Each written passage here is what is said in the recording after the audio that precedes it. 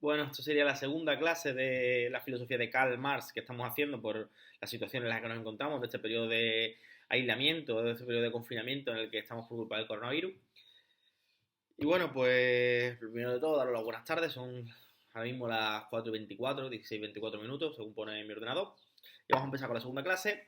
Una clase que va a tratar el punto 2 de los apuntes. Ya vimos la primera, que trata el contexto económico, contexto político y contexto filosófico de Karl Marx. Ahora vamos a ver sobre todo la antropología de Marx y el concepto de alienación. Yo voy subiendo las clases hasta que vea todos los apuntes. Cuando vea todos los apuntes puedo subir clases, ya subí también clases sobre texto. El que había esa mañana va a ser una clase sobre dos de los textos que os di de Marx, los dos textos que tienen que ver con lo que vamos a ver hoy. Y así pues ustedes podéis ir realizando las actividades y si tenéis alguna duda me escribís, yo os mando, o podéis hacer otro vídeo con las dudas que tengáis, sobre todo si tenéis dudas de mucha gente, podéis hacer un vídeo, porque de una persona a lo mejor muy corto, pasa un vídeo. Y si son dudas también que puedo contestar por correo electrónico, pues las contestaré por correo electrónico. En cualquier caso, vamos a empezar con la topología de Marx, que yo la he dividido en dos partes. Como sabéis, os voy a mandar, bueno, no sé si lo sabéis, pero me mando un guión del vídeo que estoy haciendo. En ese guión, pues podéis orientaros, ¿no? A la hora de que yo esté desarrollando el vídeo, digamos, en la medida en que yo desarrollo el vídeo, lo desarrollo siguiendo ese guión, que os puede servir a ustedes para no perderos, ¿no? Y en este guión, pues he destacado dos puntos fundamentales, que son la idea del trabajo y la idea de la alienación, la antropología de Marx. Bueno, la antropología de Marx se desarrolla, empezando con el concepto de trabajo, ¿no? En una obra que escribe en 1844, un tanto todavía joven, como sabéis, Kant nace en 1818, se llama Manuscritos Económicos Filosóficos, y aquí Marx nos presenta una visión del hombre social. Considera Marx que el hombre es un animal eminentemente social, o sea, que es un animal social que necesita a los otros para desarrollarse a sí mismo. ¿Y de qué forma se realiza el hombre ayudándose de los otros? Se desarrolla el hombre a sí mismo ayudándose de los otros a través del trabajo, dice Marx. O sea, el trabajo es la forma en la que el hombre, ayudándose de los otros, consigue desarrollarse a sí mismo. ¿Por qué el trabajo desarrolla a sí mismo al hombre? Porque a través del trabajo el hombre puede de alguna manera exteriorizarse y transformar la naturaleza. Exteriorizarse en el sentido de hacer su esencia, hacer lo que él tiene íntimamente exterior. Por ejemplo, esta silla en la que yo estoy sentado, esta silla se ha hecho con diferentes materiales y ha consistido, digamos, en el trabajo de convertir unas materias primas en la silla. O sea, darle a esas materias primas la esencia silla, por así decirlo, una esencia que alguien ha ideado y que de alguna manera es capaz de manifestar la esencia de un individuo, es lo que podemos decir con Marx. O sea, el trabajo consiste en la transformación de la naturaleza, el convertir la naturaleza de manera conjunta y por tanto, creo que tengo aquí al perro como está, ay, transformar la naturaleza de manera conjunta entre diferentes individuos y por tanto en transformar y humanizar la naturaleza en algún sentido. ¿Vale? El ser humano transforma y humaniza la naturaleza a través del trabajo. Bueno, y al transformar y humanizar la naturaleza, el ser humano es capaz de introducir su esencia en las cosas, de exteriorizar su esencia y autorrealizarse, realizarse a sí mismo. O sea, dos tesis. El ser humano es un animal social, esa sociabilidad la realiza a través del trabajo y a través del trabajo el ser humano es capaz de exteriorizar su esencia, es capaz, por tanto, de convertir, de humanizar la naturaleza y de introducir su esencia en lo otro a él mismo, o sea, de introducir su esencia en el mundo, en la naturaleza. Eso es más o menos lo que quiere decir Marx. O sea, la idea del trabajo que tiene Marx, por tanto, es una idea en la que el ser humano se autodesarrolla a sí mismo. Por eso va a criticar, como veremos hoy, la idea del trabajo que existe en el capitalismo, que se trabaja solo por un salario. Esta idea del trabajo de Marx tiene una serie de consecuencias, como yo he señalado en los apuntes y en el guión que os tengo que dar. ¿Cuáles son esas consecuencias? En primer lugar, la esencia del hombre no reside en su interior, no reside en algo interior a sí mismo, sino que la esencia del hombre consiste en algo que tiene que exteriorizarse, que tiene que realizarse fuera de sí. ¿Vale? Tiene que realizarse en las relaciones con los demás hombres y en la relación con la naturaleza. La esencia del hombre no es algo interior, como era, por ejemplo, en Descartes, ¿no? Donde cuerpo y alma, siendo el alma la esencia, ¿no? Siendo el yo lo fundamental en el ser humano, es contrario al cuerpo, sino que aquí la esencia, siendo el yo lo contrario al ser humano como contrario al cuerpo, siendo el yo algo interior, algo íntimo, por así decirlo, pensamiento, algo que puede diferenciarse del cuerpo. De hecho, dice Descartes, o que es contrario al cuerpo, algo, digamos, que no necesita el cuerpo para existir. En Marx, la esencia del hombre es algo exterior, algo que de alguna manera tiene que hacerse en las cosas, tiene que hacerse en el mundo. Por tanto, la diferencia fundamental entre Marx y Descartes, por ejemplo, el trabajo, por tanto, la idea de trabajo, por tanto, nos muestra, primera tesis, que la esencia del hombre no es algo interior, sino es algo que tiene que exteriorizarse, algo que tiene que hacerse fuera de sí, algo que tiene que hacerse en las cosas, de alguna manera. Otra cosa, la segunda tesis que podemos sacar de esta idea de trabajo de Marx, que el trabajo no es un castigo, sino que consiste en algo que ayuda a desarrollar la esencia del ser humano. Podemos decir, de hecho, que el trabajo consiste en lo propiamente humano del hombre, en lo que hace que el hombre se desarrolle, o sea, de alguna manera, el trabajo es la esencia del ser humano, porque gracias al trabajo el ser humano consigue autodesarrollarse, consigue realizarse a sí mismo. La tercera tesis, que el ser humano solamente puede ser libre en la medida en que trabaja, porque el ser humano solo puede ser libre en la medida que desarrolla su propia esencia. O sea, tenemos ya tres ideas en relación fundamentalmente con el ser humano individual, por así decirlo, con el ser humano, no con el mundo todavía tanto, sino más con el ser humano. Tres consecuencias que se extraen de esta idea de trabajo. En primer lugar, que la esencia del hombre tiene que desarrollarse de manera exterior, tiene que desarrollarse en el mundo, en lo de fuera. En segundo lugar, que el trabajo no es un castigo, el trabajo, digamos, es la esencia del ser humano. En tercer lugar, que el ser humano, el hombre, solamente puede hacerse libre en la medida en que desarrolle su esencia, es decir, en la medida en que trabaja. La cuarta, ya más compleja, la cuarta ya nos introduce en el mundo de los hombres, en el mundo humano, por así decirlo, no de los hombres, en el mundo del ser humano, ¿no? En el mundo material, más material.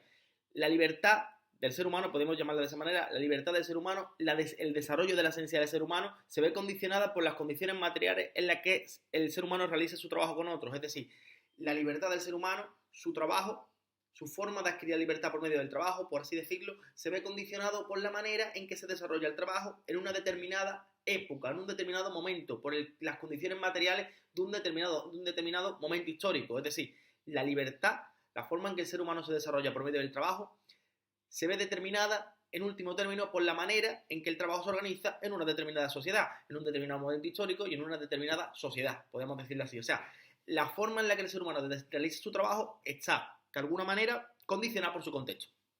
Esto es muy obvio, ¿no? No es lo mismo haber trabajado en el siglo XV que trabajar en la actualidad, que haber trabajado en el siglo V antes de Cristo.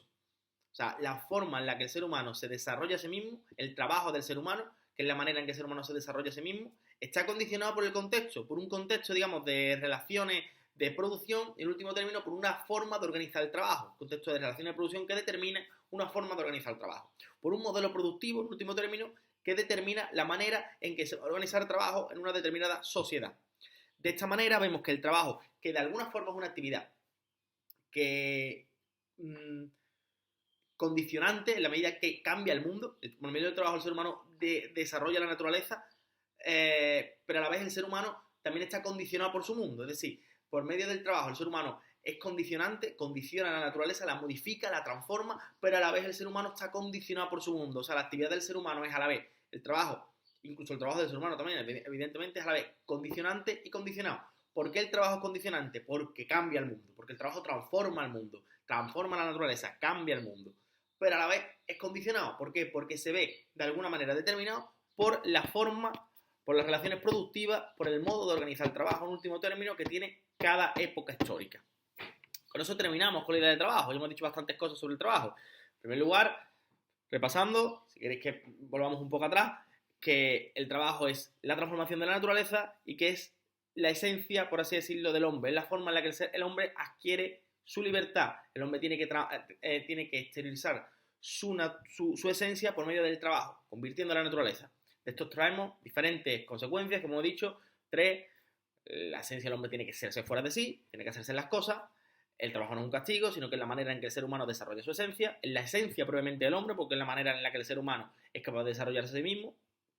En tercer lugar, que el hombre solamente puede ser libre a través del trabajo. O sea, esta visión del trabajo es positiva, pero a la vez, y esto no implica que haya negatividad en la visión del trabajo de Marx. La visión del trabajo de Marx, como estamos viendo, es positiva, por lo menos la idea que él tiene de trabajo obviamente es positiva, pero a la vez este trabajo se ve condicionado por las circunstancias históricas, por las condiciones materiales de existencia. Entended este término porque este término es importante en Marx. Las condiciones materiales de existencia no es más que la forma en la que se organiza el trabajo, el modelo productivo, en último término, de una época determinada, la forma en la que se vive en una época determinada. Nos acordamos que Hegel dice que el cambio histórico se determina por las ideas. Es un cambio que se determina por la forma de pensamiento, por decirlo de alguna manera así grosera. Para Marx no pasa eso. Para Marx las ideas no determinan la forma en que vivimos, sino que la forma en que vivimos determina nuestras ideas. O sea, son las condiciones materiales de existencia las que nos hacen pensar de una manera u otra. La manera en que vivimos en una época determina la manera en que se organiza el trabajo, la manera en que se reparte la riqueza o se distribuye la riqueza, la manera en que se producen las relaciones de producción. Son ese tipo de cosas las que determinan que pensemos de una manera o de otra. Y con esto ya podemos dar por terminado el tema del trabajo, la parte del trabajo.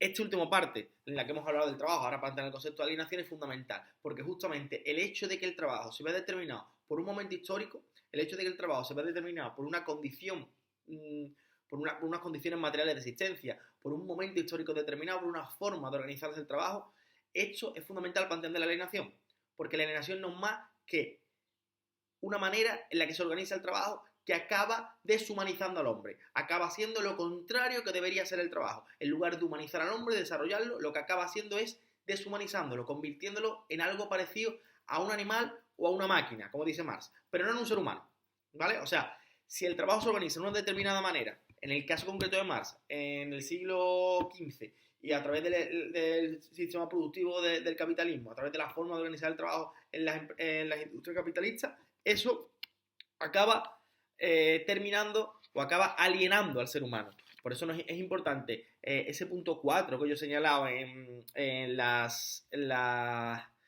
consecuencias que saca Marx de su idea de trabajo para entender el concepto de alienación, porque justamente el trabajo, según cómo se ve determinado por el momento histórico en el que se desarrolla, según cómo se ve determinado por una forma en la que se organice, según se ve determinado el ser humano, ¿no? Con su trabajo, según se ve determinado el ser humano por una forma en que se organiza la sociedad, el ser humano se estará alienado o no estará alienado. En el caso de la sociedad de Marx, de la sociedad del siglo XIX, Marx es claro diciendo que el ser humano se encuentra alienado. ¿En qué consiste esta alienación? La alienación consiste en una forma en la que el individuo se vuelve extraño a sí mismo. No tiene conciencia de sí mismo, ni de la situación en la que se encuentra. La alienación, digamos, viene del término alien, que es otro en latín, es una especie de estar fuera de sí. El individuo alienado es de alguna manera aquel que no es capaz de darse cuenta de su situación, que naturaliza su situación como algo normal, que naturaliza su situación de desigualdad como algo normal. Por ejemplo, una mujer que cuando no votaban las mujeres asumía que era natural que las mujeres no pudieran votar. O un negro cuando en la sociedad en la que había disgregación por raza, disgregación por razas, ¿no? Asumía que su posición, que no podían montarse en los mismos autobuses, ¿no? Que se montaban los blancos, porque naturalmente era un ser diferente. Digamos, esa forma, o por ejemplo, el negro que aparece en la película lo dije en clase, de Django. Si la queréis ver, ahora que tenéis tiempo en el confinamiento, la podéis ver, la película de Tarantino, de Django. Ahí aparece Samuel L. Jackson, hace papel de un negro que de alguna manera asume su papel de sirviente y no es capaz, no acepta o no simpatiza, no empatiza con el protagonista Django, que es un negro que quiere ser libre, que no quiere ser esclavo, ¿no? Asume su papel de esclavo. O sea, un individuo alineado es un individuo que está a favor de lo que se piensa en una determinada sociedad a costa de sus propios beneficios, por así decirlo, del desarrollo de sí mismo, que está y no es consciente de ello, evidentemente, no es consciente de ello. Es un individuo que está alienado, ¿vale? Es un individuo que está alienado. Pues Marx dice que en el sistema productivo capitalista se aliena a los trabajadores. El proletariado es una clase social que acaba alienada. En realidad no solo el proletariado, el capitalismo aliena a las dos clases sociales, también aliena a los burgueses, aliena a las dos clases sociales. Por eso ya lo veremos más para adelante cuando hablemos del materialismo histórico, no lo vamos a ver hoy. Pero bueno, fundamentalmente aliena al proletariado, fundamentalmente. ¿Por qué el capitalismo aliena al proletariado? Porque el sistema capitalista vuelve al ser humano extraño a sí mismo. ¿De qué manera? En la sociedad burguesa, dice Marx, ¿no?, que los medios de producción, es decir, la fábrica, en último término la fábrica, la maquinaria, pertenecen a unos pocos, que son los burgueses. El resto de seres humanos, los trabajadores, ¿cómo entran al mercado de trabajo? ¿Qué pueden ofrecer? El burgués tiene para ofrecerte una maquinaria, tiene para ofrecerte una industria, tiene que ofrecerte una máquina, tiene que ofrecerte los medios para que tú produzcas. Pero tú que no tienes nada, ¿cómo entras? Tú tienes que entrar solamente contigo mismo, contigo como fuerza de trabajo, con el trabajo tuyo como una mercancía. El trabajo del obrero se convierte en una mercancía dentro del sistema capitalista. Eso pasaba antes también en el sistema feudal, pero de diferentes maneras. La manera en que se articulaba por así decirlo, las relaciones productivas en un sistema feudal de vasallaje, por ejemplo, era un sistema en el que el señor feudal le dejaba sus tierras al vasallo y el vasallo trabajaba con ellas, pero tenía una cierta independencia. Quiero decir, el vasallo se quedaba con el fruto de su trabajo. El vasallo trabajaba una tierra que él mismo se quedaba después. Lo que pasa es que tenía que pagar un tributo al señor feudal. Ahora el trabajador trabaja solamente por un salario. No se queda con el fruto de su trabajo. El fruto de su trabajo se le vuelve extraño, dice Marx. Se le vuelve extraño. No es capaz, digamos, de quedarse con ese fruto de su trabajo, sino que con lo que se queda es con un salario que simplemente sirve, dice Marx, para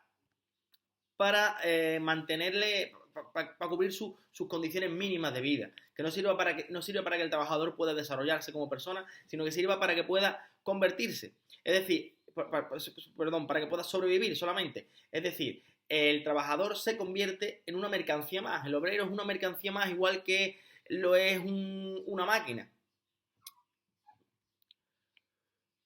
Eso en primer lugar, ¿no?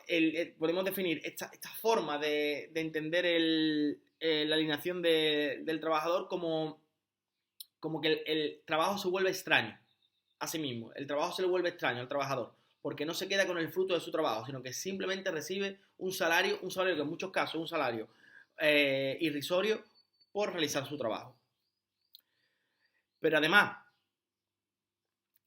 ¿qué consigue el trabajador? ¿Qué consigue el sistema capitalista? ¿Cómo hace que se sienta el sistema capitalista? ¿Cómo hace que el trabajador se sienta el sistema capitalista, mejor dicho? ¿Cómo hace que se sienta? Pues hace que se sienta, digamos, que no sea capaz de desarrollarse a sí mismo. El trabajador forma parte, como mercancía, forma parte de un paso más dentro de la cadena de montaje. Es un elemento más dentro de una cadena de montaje, pero no realiza un trabajo con el que se pueda desarrollar, sino que realiza un trabajo en muchos casos que simplemente consiste en cambiar una pieza durante 12 horas. O sea, el trabajador no se realiza con su trabajo, sino que se deshumaniza. El trabajador no produce la manufactura, como hacía antes el artesano, por así decirlo. No produce la manufactura, sino que simplemente forma parte, una parte más, es una mercancía más dentro de la cadena productiva. Estas fábricas que aparecen, por ejemplo, en la película de Tiempos Modernos de Chaplin, la podéis ver también, ahora que tenéis tiempo con el coronavirus. El coronavirus, fíjate, va a tener algo positivo. Al final, puede tener algo positivo si podéis ver buen cine. Por donde iba, ¿no? Otra cosa, ¿cómo deshumaniza el sistema capitalista al trabajador? Lo deshumaniza de manera, hemos visto ya, vuelve el objeto de su trabajo algo, convierte el fruto del trabajo en algo extraño para el trabajador. Otra cosa que hemos visto es que el trabajador ya no se realiza por medio de su trabajo. Y la tercera cosa es que el trabajador ya no se siente identificado con su trabajo en la medida en que no es feliz trabajando. El trabajador se siente, digamos, feliz en sus funciones más cercanas a la animalidad. Se siente feliz cuando descansa, cuando come, cuando bebe, cuando procrea, cuando sale del trabajo en último término, y siente el trabajo como un castigo, es decir, siente el trabajo como lo contrario de lo que tenía que hacer, de lo que tenía que ser el trabajo según hemos visto la definición de Marx del principio. Siente el trabajo como algo que nos prueba en tu mano, como algo con lo que no se siente identificado. ¿Vale? Lo vemos más o menos, ¿no? En el esquema que yo os he dado, tengo aquí puesto ¿por qué se produce la alienación del capitalismo? No lo he puesto igual como lo explico ahora, pero os lo indico. ¿Cómo se produce la alienación en la sociedad capitalista? En primer lugar he puesto en cuanto al hombre, el trabajador solo se siente libre en sus funciones animales, no en sus funciones humanas, que es la tercera causa que he dicho. El trabajador no se realiza porque no participa en la transformación de la naturaleza, sino que simplemente participa en la cadena de producción del producto, pero no se desarrolla. De esta forma, desposeído del fruto de su trabajo, se convierte en una máquina más, en pura fuerza de trabajo. Digamos, aquí estarían tanto la primera causa que yo he puesto como la segunda. El trabajo se convierte en una mercancía más que se compra y se vende. El trabajador es tratado como un coste de producción. Aquí estaría, digamos, la primera. En último término, para explicarlo resumiendo e intentar aclarar las cosas. En último término, el capitalismo produce la alienación del trabajador porque hace que el trabajador no se reconozca con su trabajo, porque hace que el trabajador no se desarrolle, no se reconozca con su trabajo, es decir, el trabajador se sienta feliz fuera del trabajo, no en el trabajo, en las funciones animales, no en las humanas, que es la que se tendría que sentir feliz. En segundo lugar, porque hace que el trabajador no se desarrolle con su trabajo, sino que es una mercancía más dentro de la cadena productiva. En tercer lugar, porque vuelve al trabajo, vuelve el fruto del trabajo algo extraño al trabajador. El fruto del trabajo se convierte en algo extraño al trabajador. Estas son las tres causas fundamentales. El trabajo se convierte en mercancía y el ser humano, el trabajador, no se realiza. El trabajador no se siente identificado con, con su trabajo, con sus funciones humanas, sino que se deshumaniza, se animaliza, ¿no? El hecho de que se siente identificado con sus funciones animales hace que se animalice. Y en tercer lugar, el trabajo se convierte en una mercancía más que se compra y se vende. Esto implica una alienación económica, dice Marx. Una alienación económica que, de alguna manera, como ya hemos explicado, no aparecía en la sociedad feudal. Marx no está a favor, evidentemente, de un sistema económico, de una forma de organizar el trabajo como la del feudalismo. Pero dice que ahí incluso el vasallo tenía una cierta libertad de la que no goza el trabajador actualmente, porque tanto el vasallo como el artesano podían desarrollarse más a sí mismos de lo que ocurre ahora, según Marx, según el modelo productivo de la actualidad, en la que el trabajador en muchos casos es solamente una herramienta más dentro de la cadena de montaje, tanto en el vasallaje, en el que el trabajador trabajaba en el campo, por ejemplo, un trabajador fundamentalmente agrario, ahí digamos no era una herramienta probablemente del trabajador, sino que dominaba herramientas, por decirlo así. Como en la artesanía, donde más claramente todavía el trabajador no es una herramienta, sino que domina herramientas, hay un cierto desarrollo superior al que ocurre en la industria, en la industria donde el trabajador simplemente es un paso, forma parte de una cadena de montaje, pero es igual de prescindible que una máquina, ¿vale? No tiene un papel más significativo el que tiene la máquina, no controla máquinas, por así decirlo, sino que es una máquina más, dice Marx, ¿vale? Lo entendemos, ¿no? Sin embargo, la alienación